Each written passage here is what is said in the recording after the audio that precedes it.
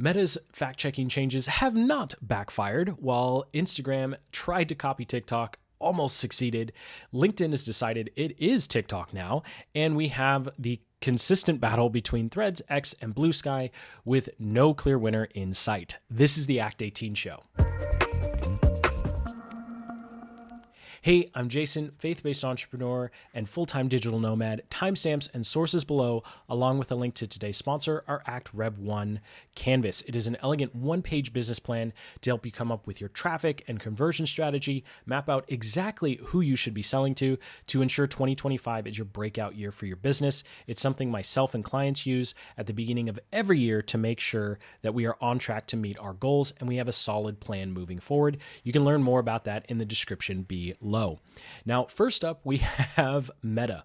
So a couple of weeks ago, Mark Zuckerberg came out and essentially said, hey, we may have accidentally censored more information than we wanted to because we were trying to be really, I guess, compliant with some governments around the world, mostly the United States.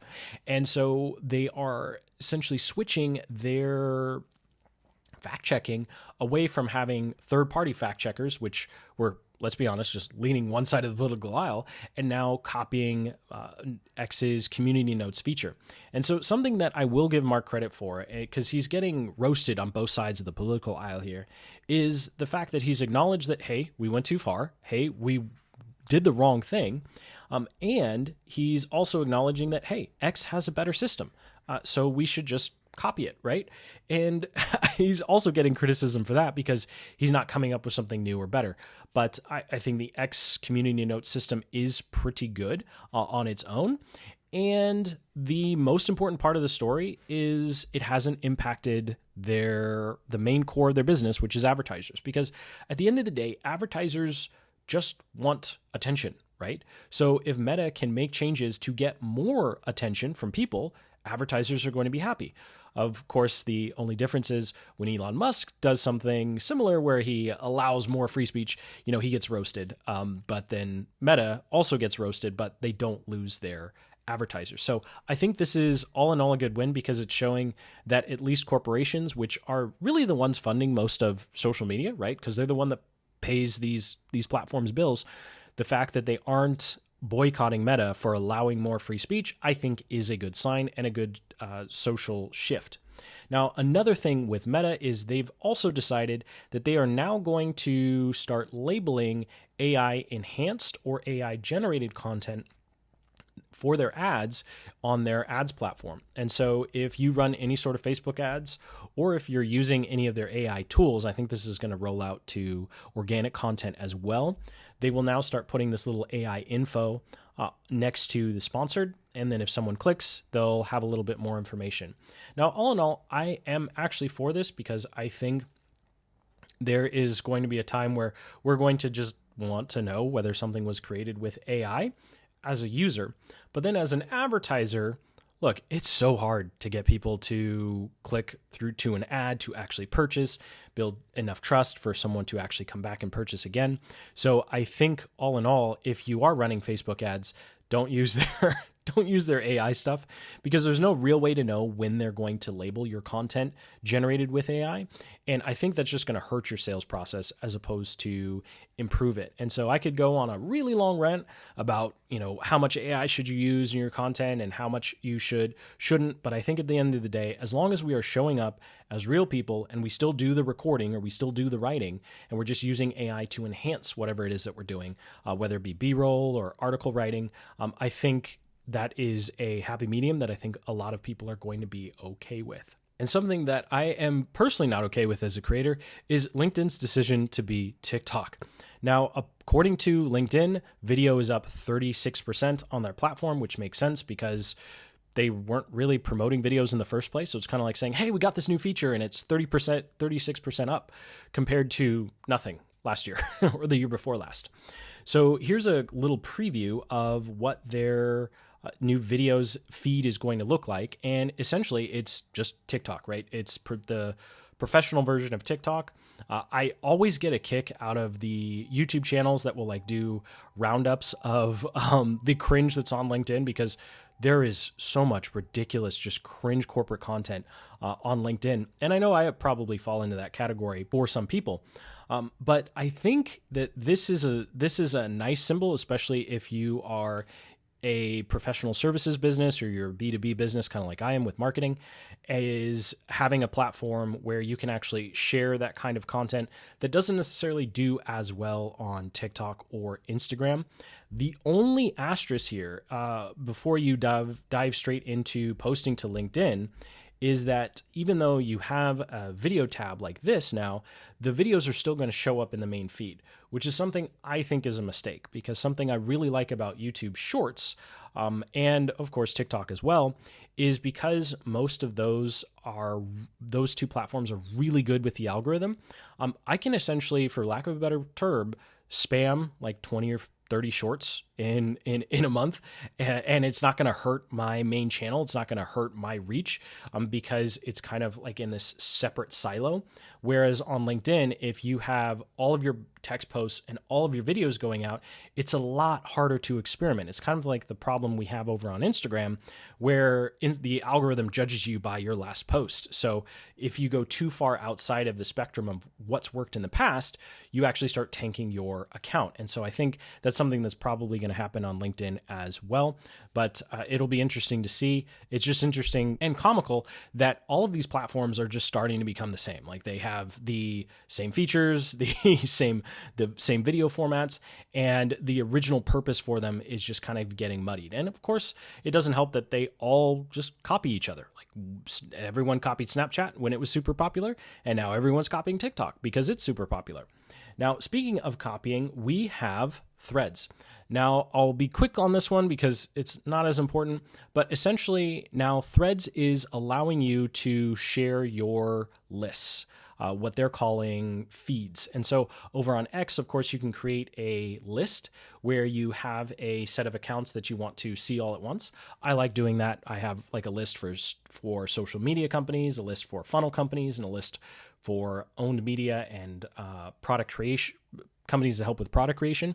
So essentially, instead of going through my Twitter feed trying to figure out what all the updates are for the day, I can just click on my list and say, okay, here's all the updates from social. Here's all the updates from the SEO influencers I want to follow, or something like that.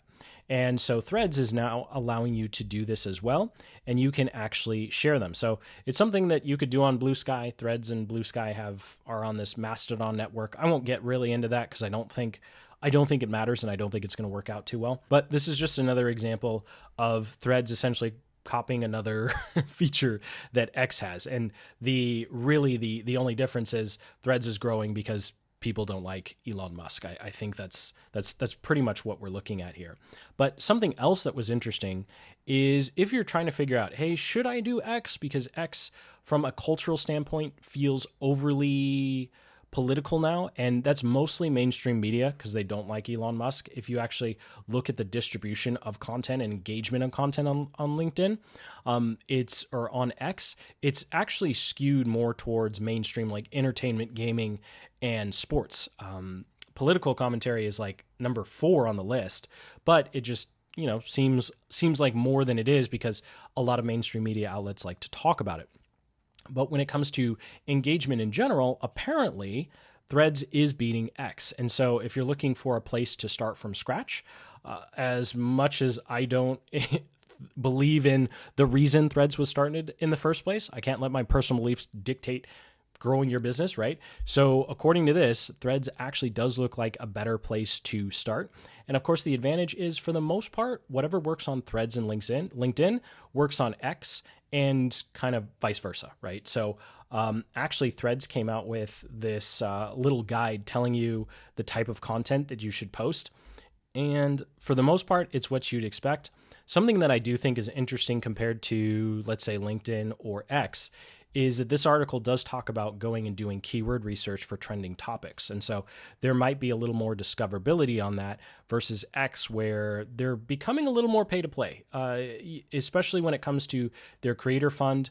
unless you are in a really, really like broad niche, you're never going to get monetized on X, right? So the whole like, well, I can get monetized on X, but I can't get monetized on Threads, that conversation's gone away. You're not really going to get monetization on either one of those platforms. I mean, on monetization on X, you need like two or 5,000 verified followers. Those are people paying X on top of like millions of impressions. And even in the marketing entrepreneur space, I look at guys like Hormozi or Neil Patel. There are several months where they would not meet the requirements either. And they're like the biggest in my niche. So if I look at that and go, well, Grant Cardone and someone like Ty Lopez could barely qualify, then I probably should stop looking at X as a way to potentially monetize. And of course, I don't think Blue Sky is even worth having this part of this conversation because it's only at 30 million users. When you compare it to the user base of 320 million users on Threads versus 570 million on X. And so both platforms are big enough, I think, to actually look into. But if I had to choose, I would say focus on LinkedIn because from my personal research, that seems to be the best. That's actually where I'm going first. And then you can use that same content and syndicate it to X and Threads. And eventually you'll have enough of a strategy and enough knowing what content works where you can start divvying up the individual content for the platforms. But for the most part, choose one of those three to focus on, LinkedIn, X, or Threads, and then just amplify your content to the other two, and you're going to be just fine.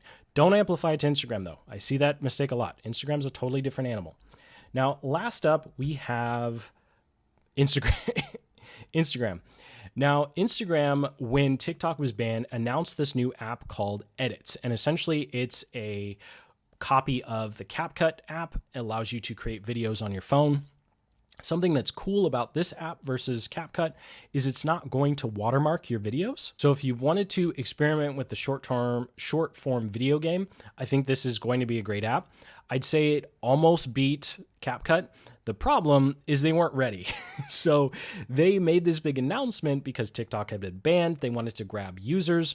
But of course, the app actually still hasn't been launched. It was supposed to launch pretty much this week. We're in February now, but it's been pushed back to, I think, March 13th or 14th. So it'll be interesting to see the features that come out of this. And of course, if you don't want to pay for Canva for some reason, then I think this is a great alternative video editing tool as well. So that's all we have for today. Thank you so much for watching. Please hit that like button. Comment below about what you think about the splitting of the show into 2 episodes per week to try and make these shorter. Like I'm looking at my recording time, I'm at 16 minutes. So I am celebrating right now. Also because you probably could tell I'm a little sick. So my voice really is about to die. But thank you so much for watching. Sincerely hope you found these updates helpful. And the little anecdotes about how to go about using Threads versus X, versus LinkedIn. There we go. There's the third one. So until the next, keep building the business you love.